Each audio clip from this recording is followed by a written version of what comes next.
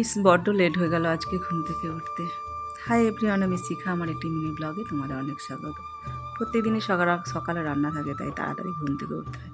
কিন্তু আজকে আমার এতটাই ঘুম ধরে গেছিলো সকালে যে আর উঠতে দেরি হয়ে গেছে, আর দেরি হওয়া মানে রান্না বান্না সবই দেরি। আজকে আবার সংক্রান্তি, এই সংক্রান্তির দিনে আমাদের এই যে নিম পাতা দিয়ে কাঁচা হলুদে বাটা আর সাথে তাল গজার, এটা আমরা তো গজারই বলি, সবাই অনেকে অনেক নাম বলো, জানি না ঠিক আমার।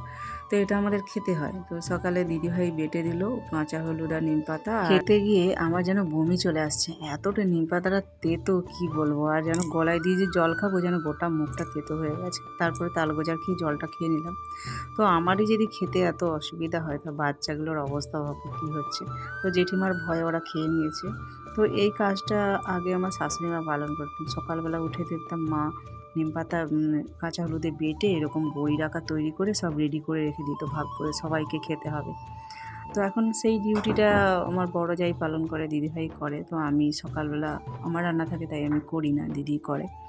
তো সে তো সমস্ত বাচ্চাকে খাইয়েও দিয়েছে, আমাকেও দিয়েছে। তারপরে আমি তোজোর জন্য রেখে দিয়েছিলাম, তোজো আসতে দিয়েছি। বাড়ি ফিরতে আমার একটু দেরি হয়েছে, সন্ধে হয়ে গেছে। তো এসে হাত পা ধুয়ে তো সন্ধেটা আগে দিয়ে দিলাম, যেহেতু জামাটা ছাড়াই ছিল।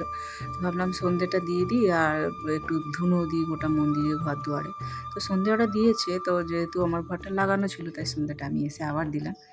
ছেলে মেয়ে তো পড়তে গেছে, তো তারপরে বসলাম একটু চা নিয়ে। আর এই সন্ধ্যাবেলাটি লিকার চাটা খেতে বেশ আমার ভালোই লাগে। তো সারাদিনের মনে হয় যেন সব ক্লান্তিটা চলে যায়। তো আমি চা খাই। তো আজকের মতো ব্লগটা